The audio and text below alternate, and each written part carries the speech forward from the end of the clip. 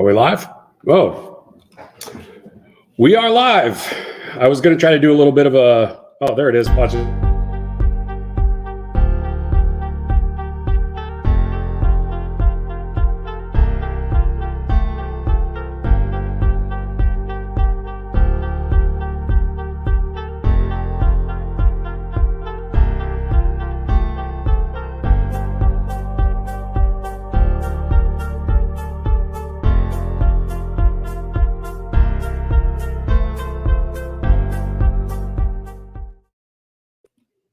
All right, now we're officially live.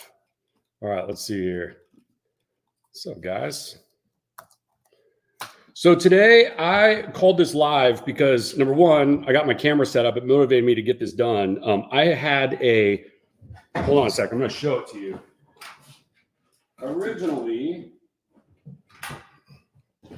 Originally I was using this little thing here, which stood at the top of my monitor. And it was the most terrible quality. It looked like I was filming stuff out of the 1990s on it. And today I realized that my Osmo, I think I have an Osmo 3, can do video. So look at this. We got full HD. So for this live stream, I actually had to go shave for you and put on a nice shirt because when I was using this video initially, it didn't matter. But now, now that I'm legitimately having to be on HD with you guys, I had to look nice. So you're welcome. Hey guys, so first ever live stream on YouTube. Appreciate you guys coming. Obviously, this is going to become something much greater over time. Today was really about the setup and figuring out how to use all this stuff. What's really cool is there's so many features. I'm not sponsored by these guys whatsoever. This is called Streamyard. There's their little logo up there. I prefer my logo. But you can like change stuff like down here, this little branding. I can change it to different things here. I can also somehow go grab your comments. Let me see if I can do this. Coming in clear. So see, there you go. I pulled your comment up. This is so dope. I can like actually interact with you guys more than be able to, you know, talk back and forth with you, but through the comments, that's pretty neat. And then I can show everybody who I'm talking to. So that's pretty dope. What's up, Team Redline? Big fan. Love your videography. So sexy. See this right here? See this? What a troll. That is Miller. What's up, Miller? Oh, wait. Were you going to join? Oh, no. You're probably filming today, aren't you, bud? So what else is really cool is when I can invite guests, I can do these different layouts. And I can actually put people side by side. Or if I want to share something with you, well, hold on. I got nothing to share yet. I'm going to present a screen. Give me 1 second. Let's see here. Share screen. I'm going to share this. So I can actually share stuff with you guys. And what I plan on doing, I don't know if you see this. I'll make it bigger. Look at me. I'm all tiny in the corner now. This is actually a goal spreadsheet that I've developed over many, many years. Probably, I think I developed it back in 2008 or 2009. And this is what I've been actually using to set goals for myself each year. So I think what I'm going to do, if you guys are on board, I don't know how many of you be interested. Tell me in the comments if you're interested, but I would like to do a goal setting session with you guys probably in the next couple of days, just to show you how my mind works when end of year approaches and I'm getting ready to set some stuff up for the following year. So if you find that interesting, would love to do that with you. I love that I got this program where now I can either, I can even share the whole screen. Or like I said, I can be chatting with you guys while I'm actually plugging stuff in. So like, let's say for example, one of my personal goals is we're gonna get fit this year, right? So I want to get down to, let's go to 190 pounds, right? That's a pretty good weight for me right now. I think I'm at 215. It's called dad bod. And no, but I'm back in the gym. I can set the priority level. I can set the target date. I want to achieve this goal. What it will cost me, something like that is less about the monetary cost and more about the time commitment. So I would plug that in there. And then when I accomplish it, and then notes would be like, you know, I'm going to do weightlifting. Let's see, weightlifting 3 times per week.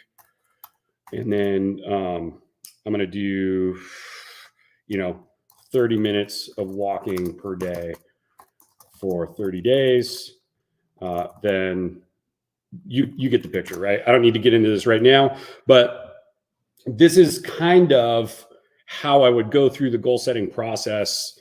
And I use like my notes have notes. So like I have a sticky tab here. I've got a notepad downstairs that I've got stuff written on. And yeah, so I'd love to go through this with you. And I'm glad you guys are down. What I'll do is I will post it on Instagram probably today, probably right after this. And I'll set up a time for tomorrow, in fact, to do this. And then what I'll do is if you can't make it for some reason to the live stream, then I'll record the session and I'll actually put it up as a goal setting session. I think I can do that through my YouTube. So let me see. Hold on. I'm putting you guys on the side for a sec. So I think what will happen is if you go to my page on YouTube, let's see if I can share this now. Let's see here. Oops. Present. Stop screen. Okay. Isn't that cool how it kind of comes right back? So I'm going to share screen, but I'm going to share right here. Let me see. Hold on. Oops. I just made you bigger. Okay, there we go. This is not going to work. Well, in any event, when I post it, it'll appear in the YouTube just like a normal video that I would do. So if I record tomorrow the goal setting, maybe like an hour's worth of goal setting stuff, I'll throw it up on YouTube. It'll just appear as a normal video and I'll link it to you. So yeah, there's that. Okay, let's see what you guys got. Down to learn your goal setting process. Yep, I'm all about it. One of the directions I want to take this channel, besides the cars and entertainment, is I really want to start teaching you guys the things that I've learned over time that have helped me get to this point. I've got a lot of really cool strategies and some really cool tools I developed, like Excel docs, like the one you're seeing with the goal setting. That's been really integral as part of me being able to track what I'm doing and how I got to this point. So I definitely want to share all that with you. Okay, let me close that browser real quick. Okay. Let's see. All right. If you get too big for any cars, my garage is open. We're going to get smaller. I'll tell you what, though, those GT40s are pretty tight fit. That's for sure. But they are fit to me. So since the driver's seats are fit to me, I don't really have a problem with them. But yeah, I would not like to cut out any more foam. So I'm gonna stay at my current weight or less. Do I ride motorcycles? I actually do not. And the reason is because I've had 3 friends die on motorcycles. And Miller, who was in here earlier, who does all videography, you know him on the channel, he's got a motorcycle. And I think we're kind of pushing for him as well to get away from them. I love people. I love my friends. I don't want to lose anybody. Believe it or not, I'm going to sidestep on the motorcycle comment. I started flying planes before I actually started. I soloed in an airplane before I got my driver's license, if that makes sense. My birthday was on a Saturday because I was 16 years old in Southern California. I flew a plane by myself for the first time. It was a Cessna 152 before I actually went to the DMV on Monday and got my driver's license. And my parents were fine with me flying planes. They were not okay with me riding motorcycles. My wife is okay with me flying planes. I've owned a plane until a few years ago. She's not okay with me riding motorcycles. So hopefully that answers that question. Do I like motorcycles? Hell yes. Would I own one? I've looked at many of them, but not for me. I do have 5 ATVs outside behind me and 4 side-by-sides. So 3 side-by-sides. So I do that. Okay. Next one, VU. That's, bro, put a logo together, set it up. Actually, that's why I kind of developed the VinGigs brand, because I can pull that brand into something like some sort of university. I never thought I'd be a teacher, really. It's not a career choice of mine, but what I'm realizing is that I can add a lot of value, and I like seeing people succeed because I started off from scratch and learned along the way and learned from many successful people. So because of that, it has been quite the journey. I have a lot to offer. So yes, Vinny University for sure. Next up, I don't know how tall you are, but I'm 6'4", so I'm not sure if I can even get into GT40. I have trouble. Yeah, it's tough. I mean, it's funny because I've seen some people that are your height that fit perfectly fine in a GT40, especially my F85 that's got the Gurney bubble.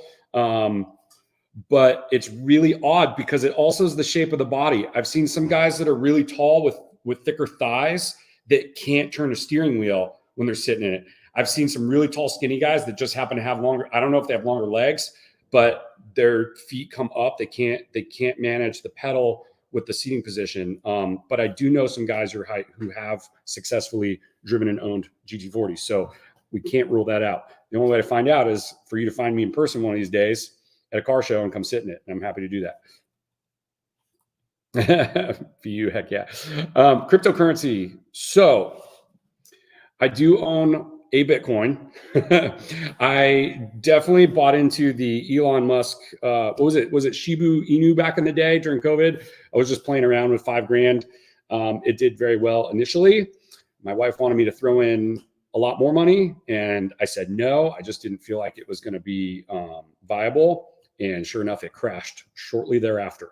So I definitely lost about $4,000 on that first Bitcoin purchase, but I've done really well the Shiba Inu, but I've done really well in the Bitcoin space, but only because I was trying to, let me back up. We sold a big property. I winded up with some cash, and I was trying to figure out where to put all of it. So put some of it in a money market account, some of it into a bank that's fully insured. I'll actually talk about that in a minute. It's very interesting. And then I bought one Bitcoin because I was like, hey, if the world goes to hell and all else fails, at least I got one Bitcoin, right? So that's that. Speaking of banking, though, something really interesting, and from Vinny University, as this goes on, and I teach you guys how to get, how to grow yourselves and grow your wealth over time. The maximum amount of insurable deposits with one institution is $250,000 in any bank account, right? So if I put my money in Wells Fargo as Vinny Gigs, right? My money is only insured up to $250,000. So as you become more and more successful and you have to place funds somewhere, you actually have to spread it out between multiple banking institutions, because if a bank collapses for any reason, the government's going to insure you up to $250,000. I don't know if you know that. Now, there are small commercial banks and I think some larger ones that offer it, but I've got a local community bank that I use very frequently, and they have something called an ICS program. And what that does is that takes larger deposits than $250,000. And when you receive a bank statement, it shows you a single bank statement, just like you do from any institution. But on the back end, they take all your money and they deposit it with other institutions in $100,000 increments. And all of it's insured because now you're attached to all these different banks. But the nice part is your access only has to be through that one banking institution. So if everything fails, you actually have all your money insured through each of those depositors rather than losing your ass. I remember back in the 2009, I would call it the 2009 crisis. I had customers of mine that had money in the bank that was greater than $250,000 in single institutions, and they lost everything above $250,000. And that was really brutal to watch. So I'm very cautious about those things. I never thought I'd have more than $250,000, so never thought it'd be an issue. But when you commit to things in life and you create value, you can get there. Okay. Am I aware of banking bail INS? Is that insurance? To avoid the bail-in? No, I do not know what that means. By the way, one thing you'll learn about me is I do not claim to know everything. If I don't know, I will tell you I don't know, and I will look it up. And I do not know that. So enlighten me. That'd be great. Let's see here. What else can I do? So back to this live stream platform. By the way, this is so badass. This is so clear. You can do banners, right?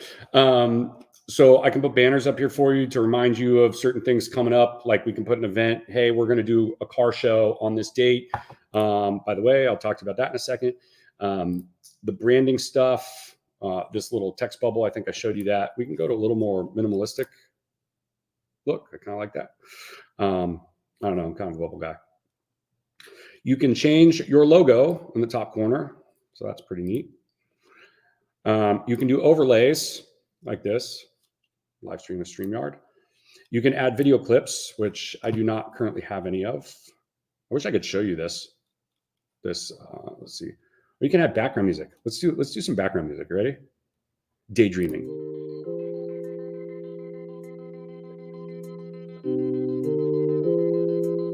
Is it playing? So much for background music. I do not hear it. Unless you guys are hearing it and I'm not. Are you guys hearing any background music? Because I am not hearing any background music. Okay, well, background music is a fail. So I will work on that one because that would be kind of cool. Hey, Anrel, glad to have you, buddy. He said, glad to be here. See, I love that feature. Glad to be here. Glad to have you. Oh, it's playing? Oh, okay, cool. I cannot hear Jack. So if it was blurring your speakers, I apologize. I was playing with the volume. I cannot hear it on my end, which is pretty funny.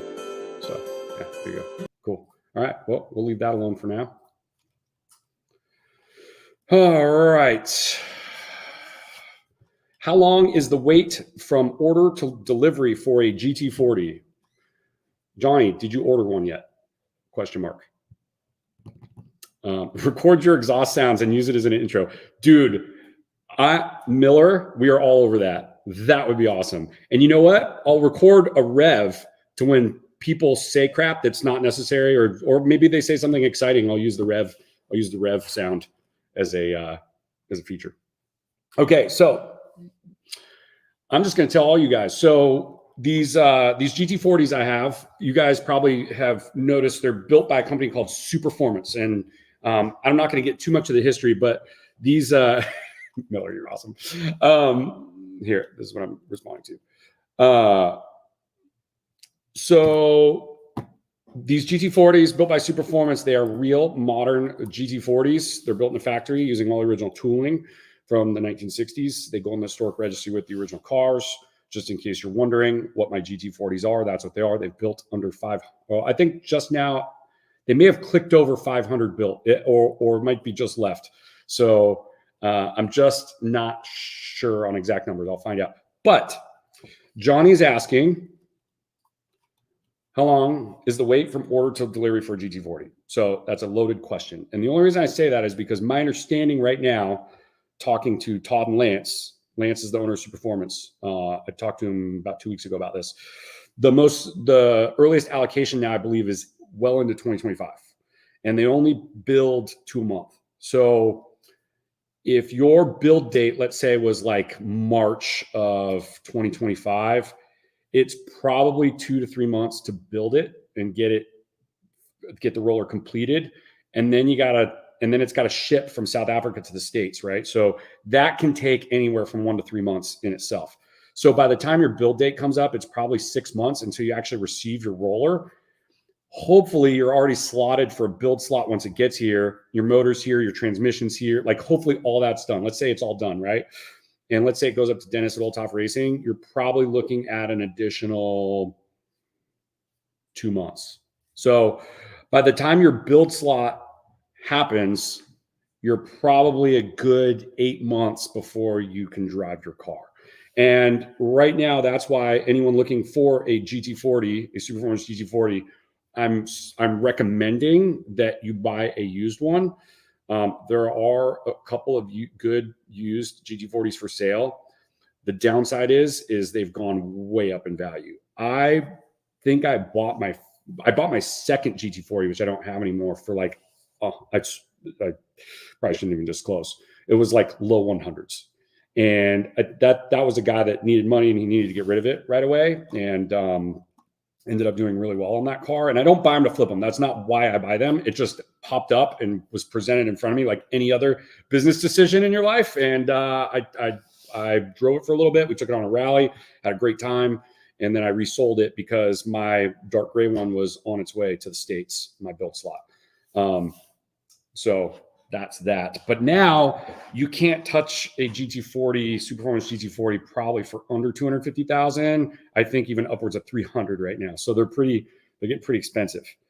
But it's good to know that they hold their value, and it's good to know that they're in the historic registry with the original cars. I think they're going to be long-term collectibles because our insanely ridiculous government entities are trying to force EV on us. That's a topic for a whole nother day.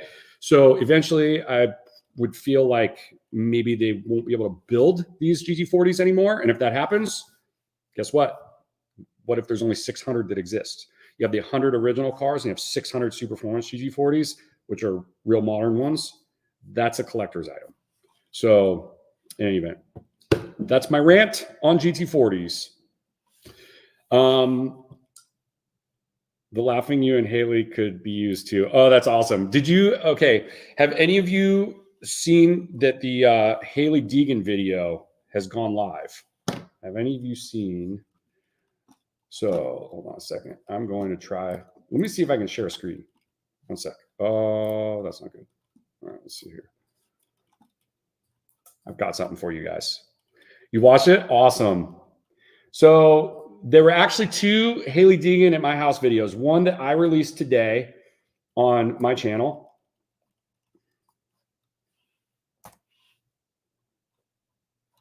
Oops. Oh man, it's not going to show me the. Might not show me. How do I do this? How do I get rid of this crap? Okay, there we go. All right, I'm going to share my screen with you. One second. Share screen. Okay, there we go. Hey, look, it's me. Okay, so if you haven't watched this yet, can you guys see my mouse cursor too when I do this? Probably not, huh? Yeah, so if you haven't seen it yet, go here. I'll put myself there. Go check out this video. No, I don't like that. Let's see. By the way, it's me playing with the software. So go watch the She Went Full Throttle. Haley Degan drives my 1966 Superperformance GT40. Because if you've watched the video on her channel that she posted, by the way, it's gone insane. It's like, I don't even know how many. Let's see. Haley Degan. Let's go to Haley Degan's page. Oh, there it is. Right there. Boom. It's already 140,000 views. And they're writing articles on it, which is insane. I stumbled across an article the other day that was written about her coming to my house. I was like, I just thought she was coming over to have fun. Like, I didn't expect it to be freaking newsworthy. So that's weird. But her video is basically just her kind of seeing the garage, the cars in the garage, if you haven't watched it, and then her driving the GT40. But in reality, what also happened, if I can go back, she actually drove, she also drove my 05 Ford GT. So if we play it here, there's us getting into the 05 Ford GT as well. So if you haven't watched it, go to my channel, go to my main channel, watch this video. It's awesome. It expands well over and above what was on her channel. You get the reactions from me screaming like a little girl, her screaming like a little girl. Well, she is a girl, driving the GT40, but then you also get me reacting to her driving the 05 Ford GT, which, let me tell you something, that girl does not have a light foot. We were going the speed limit the entire time. The 05 Ford GT, she ripped it. And I have not ridden in the right seat. I've ridden in the right seat my Ford GT a few times, the 05, but not like that. And I was holding back my real internal feelings. So go watch that. It's really funny. Biff, you can probably agree. 86 olds, you can probably agree. So yeah. Laugh like crazy when she snapped the throttle and you were like, not, dude, let me... It was wild. It was, yeah, the speed limit. We were definitely going the speed limit. Yeah, it was pretty awesome. So yeah, go give this a watch. You will definitely enjoy it. Okay, so quick story. Did I tell you guys the story about the time I gave a police officer a ride in a GT40? I cannot pull up a picture. I'm not allowed to. But anyway, long story short, cop was speed trapping. I pulled up to him in the dark gray GT40. I said, hey, can I do some flybys? He goes, I like cars. I was like, oh, yeah? How much you like cars? He's like, I was like, you want to ride? He's like, so he got out of his cop car, took all his gear off, got in my GT40. And yeah, we go watch Ford versus Ferrari when Carroll Shelby takes Mr. Ford for a ride on the airport runway or airport and see Mr. Ford's reaction, and basically just remember me and the police officer, and that's pretty much how it went. So it was ridiculously awesome. We got cool cops out here in North Carolina, I'll tell you that much. What is the maximum length to sit in the GT40? I'm 6'2". You would fit no problem. It starts to get a little tight above that. We talked about this a little earlier in the stream. Once you get above like 6'5", 6'4", 6'5", it could be a little crazy. But yeah, it also depends on how big you are. Like I'm 5'11" and 215 pounds, and the left seat is fine. The right seat is much tighter because in the GT40, the center console and the shifter are actually shifted over to the right slightly. So if you're sitting on the left side, right? Sitting on the left side, here we go. And it's kind of over here. So if you notice, it really narrows down the amount of room that a passenger. It wasn't meant for a passenger. So yeah, it could be a little tight. What is your favorite car you've ever owned? It is definitely F85 GT40. It is the one that Haley Degan drives right here. Hold on. Oh, how do I do this? Where is she? Let's see. This one. That car right there. That is the wildest, most insane car I have ever owned in my life and been in. And if you go watch the video and watch her reactions, you can see her reactions, right? And what she says. Let's see when we get back. Now, see, here's the thing. I cannot hear this audio. So if I play this, I have no idea what you guys are hearing. But anyway, go watch the video. She pretty much says it's the craziest thing she's ever experienced in this moment. So that's that. Okay, what else we got? Probably won't keep you guys too much longer. I think today's just kind of a fun live stream, so I really appreciate you guys hanging around. You don't want me driving F85. I'm the kind of driver that drives them how they were meant to be driven in my weekend race cars. Oh, hell yeah. No, you're the type of guy I do want driving my GT40. Because let me tell you something, and you probably remember from the video, both Haley and I are a little rebellious. And so yesterday, here, I'm gonna take her off the screen for a second, unless you want to keep looking at her. I don't know. Yesterday, Miller and I went up to, and this is speaking to you, Anrel, where's the Daytona. So we went up to Old Top Racing, where they're finishing up the Daytona coupe build. And in fact, I have a picture of it right here. I'm going to tell you about my crazy driving in a second. Okay, so if I do this, okay, there's the Daytona coupe. Now, if I download this picture and put it up here for you, it would be great. Hey, see you, Pappy. Thanks for joining. So I actually had to go up there to pick up F85, and we took the 2022 GT500. Miller drove it back. I drove F85 back, and I remember we stopped at the gas station, and Miller looked at me. He's like, "Dude, you were driving that car." I'm like, "Bro, that's how and he knows that's how I drive every time I drive that car. And this is all backcountry roads to go up there and get it." So he goes, "I was having a hard time keeping up with you," and I'm like, "That's how it should be." So every time I drive F85 or my other GT40, it is all bets are off. Like I could potentially go to jail, call my wife, knock on wood. That's not going to happen. But hey, you only live once, right?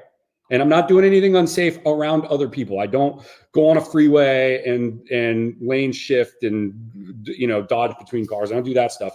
But if I'm on a backcountry road and there's no one around, you bet your ass I'm putting that car through Le Mans. that's just how it goes. And the way my property's situated, I'm basically exit my property and you're on backcountry roads for ever. It's fantastic. And we're only an hour and a half from Blue Ridge Mountains. So when the weather warms up, we go up there and we hit all that stuff. We hit the Tail Dragon. We do all that. So it's all good. I'm Sly. Just to the chat, man, been watching you since the video with QC Capital years ago and started your own channel. Resi Real Estate dude, awesome. I love this. And thank you. Yeah, you know, the YouTube thing for me was, I started something actually before I had that chat with Chris, and then I shut it down. It was like this process of like, I'm going to turn the camera on, and then got discouraged, and then turned the camera on and got discouraged. It was like this whole thing. So it wasn't really until the last like 8 or 9 months, my Instagram started going crazy. The subscriber base has just been through the roof. And I decided, you know what, I'm just going to go all in no matter what happens on YouTube. And because I think I have a lot of value I can bring to you guys. And I also have a lot to learn. So I just decided to go all in on it. And that's why today is the inaugural live stream. And I'm only doing this because I'm trying to figure out the software and make sure that I can actually interact with you guys. This has been fantastic. So I appreciate you guys being here. But yeah, so about 8 months ago, I decided to go all in. We got Miller. He was in the chat. He was commenting on how sexy he was. That's Miller. So yeah, we like to have a good time. We're just big kids, man. Thanks, Biff. I appreciate that. Yeah, we're also trying to include him more on the channel because he's just a great guy. I call him a kid. He's not a kid, but you know, I'm 41. I'm like 15 years older than him. So I got a little time on him, but yeah, it's going great. We're just having a good time. We have a lot planned for you, and we're actually upping the content significantly for this year. So there's that. Let's see. By the way, I'm Sly. How is residential real estate going for you right now? Because my take is the interest rates are slowing it down a little bit. The Charlotte market, I do not think is going to, it hasn't experienced the correction as other market has from what I've seen, even on the residential side. And I think that if you're buying stuff in this market, you are winning in the long run. So that's how I feel about that. I think people should be buying more properties right now, not less. Okay. Are there restrictions in America regarding tuning without having to report it? Varies by state. Only if you live in California and are dumb enough to live there, because I was born and raised and lived 35 years in California. So I didn't know any different. And no, but in all reality, for car people, it is not the best state to live in. That's where they're putting a lot of restrictions on automobiles. And if I were you and you live there, I would get the hell out. Just saying, life is, you know, they always say the grass is greener, and it tends to be not true. Well, Charlotte is greener in every way. I've been in the Charlotte, North Carolina area for over 7 years now. And I feel like I'm on vacation every day still, and I'm working harder than ever. So hopefully that answers that. So far along, the stream has been flawless, clear video and sound. Love the fact that you said you can click and post little banners from a person's comments. Check that out. I'll get better too at like locating them through this thing. I got to look at where they are on the camera and just go like this. Go like this. Yeah, pretty cool.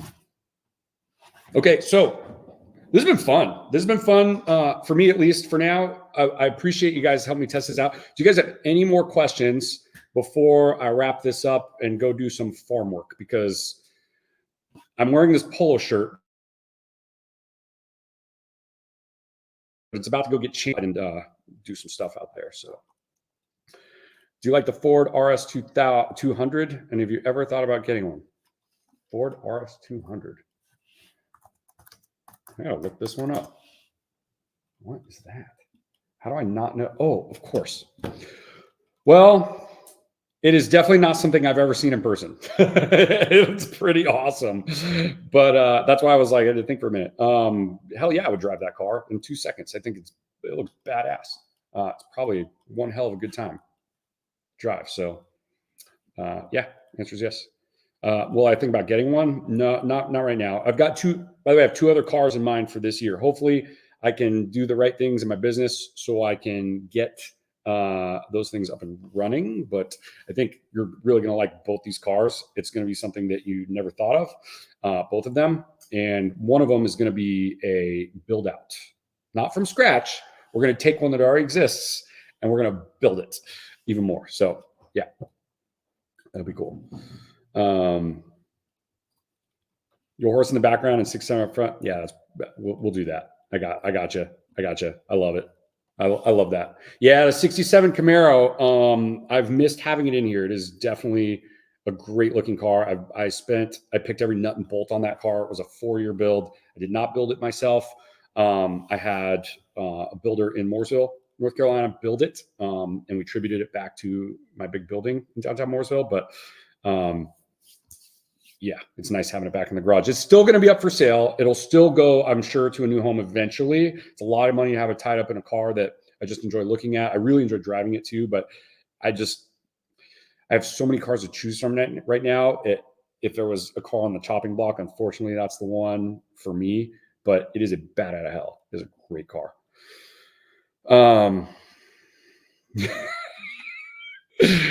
Kill me, dude. No. Oh yeah. If they say that, yes, absolutely. And we're gonna leave it at that. A Shelby Tiger. I know this car, but what I'm gonna do is actually, this is what I should be doing. Hold on a sec. I'm gonna bring this up so you guys. This is what I should have done with the other one too. Shelby Tiger. Here we go. I'm pulling up a picture for you. Dude, they're great looking cars. I mean, it's definitely not something that excites me.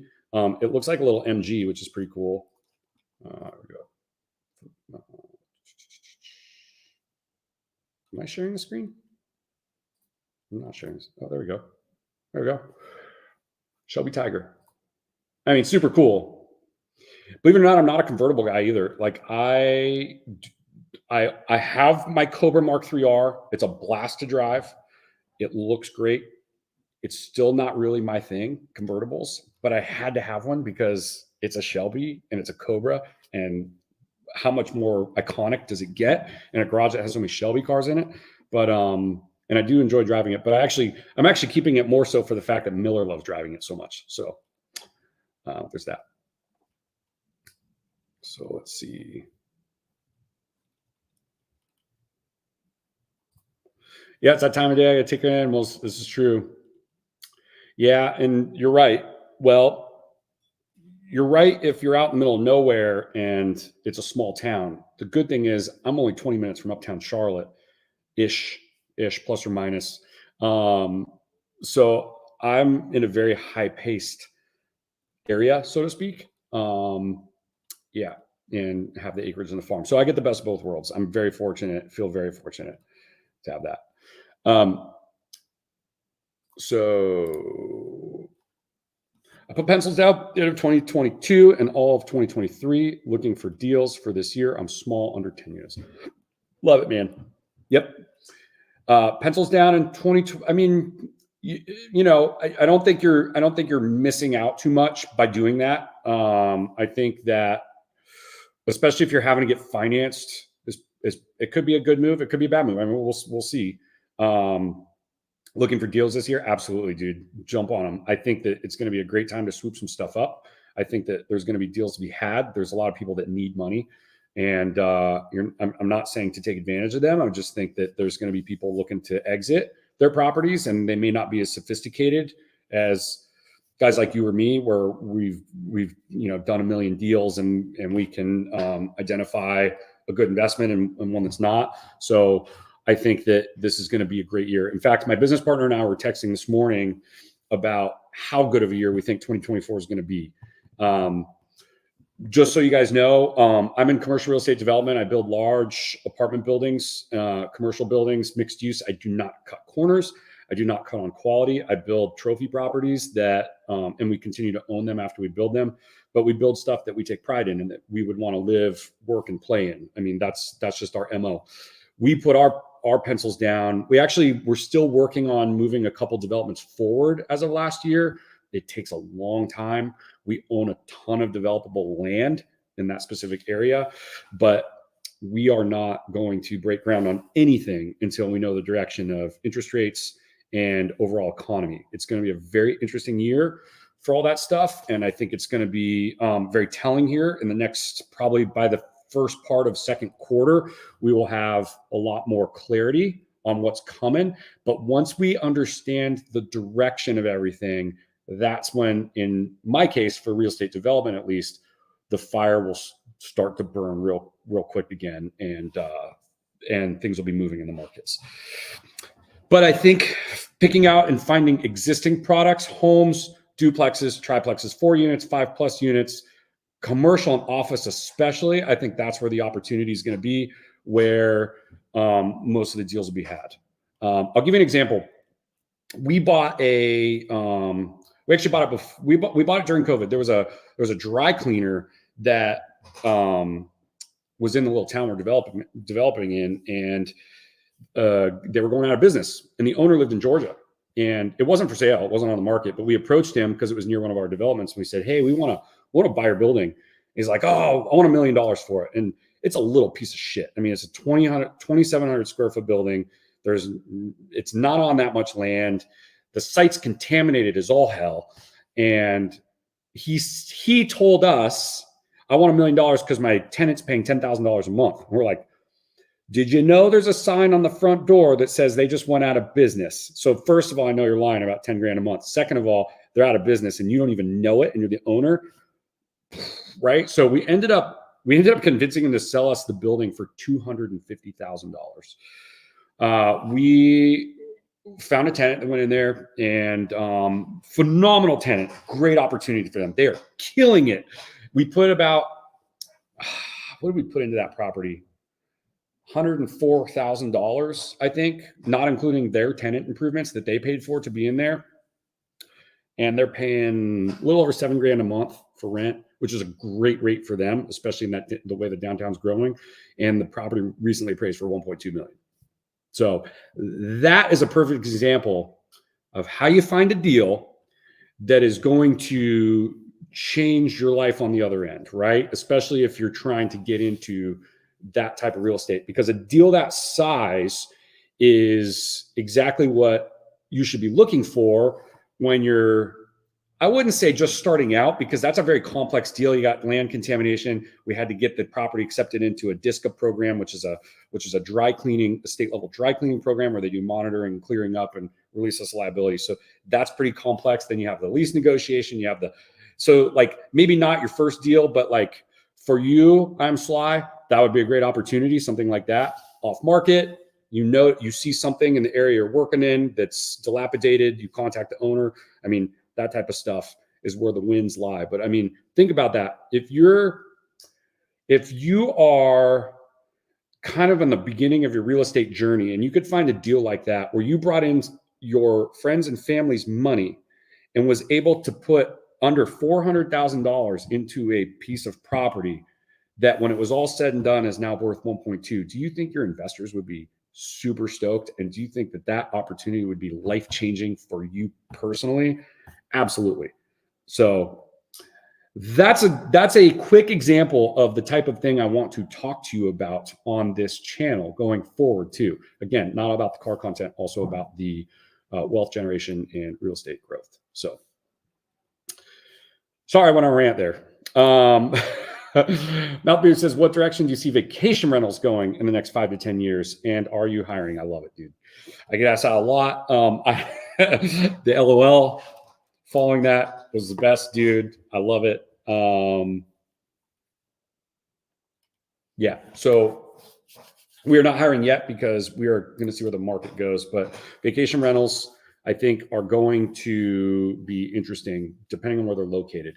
I think that market got way oversaturated during the COVID era. So I think that right now, at least, I think that I would not be buying a vacation rental right now. Personally, I like to stick to commercial apartments. I'm not an expert enough in vacation rentals. Long term, My biggest concern about vacation rentals long-term is government intervention, and we've seen it happen in multiple markets. I owned a vacation rental on Lake Norman in North Carolina. I owned a condo, and the condo association rose up and kicked us out, all vacation rentals. They just completely canceled them. We went from making $5,000 a month to zero, and we ended up selling the condo. We did okay on it still on the other end, but then the local government decided, hey, we don't want vacation rentals in our city anymore. So the government manipulation is something you have to be careful about. So vacation rentals in the next 5-10 years, that's my fear. And again, I'm not an expert on this, but I've seen it happen. I've been on the receiving end of it. I don't like them. And that's that. Hey, thank you guys. I see you guys got to leave. I actually have to bounce too. I really appreciate you guys for coming. I know this was totally informal. It was 1 hour notice. And I really appreciate you guys, seriously. And we're gonna do a lot more stuff like this. I'm gonna do some live streams. They're gonna be well planned out. That'll give you time to actually set some time aside. And the next one, like I said, is gonna be goal setting. I plan on doing a live stream tomorrow, showing you guys how I set my goals. And hopefully, I'm happy to answer questions, insight, no matter where you're at in your journey. So I appreciate you guys. I'm gonna go wrap this up. Oh yeah, dude, totally. And I appreciate you for it, because there's nothing more, especially in the development world, when the government comes and tries to blanket remove my rights as a property owner. There's nothing I hate more in the professional world, because it's unconstitutional, in my opinion. So anyway, thanks for the chat too. Guys, we'll see you next time. I will post it up. Go look at my Instagram story. I'll post it shortly. You'll see a link for tomorrow, and we'll do some goal setting together. So hope you guys have the great rest of your day, and we'll talk to you soon.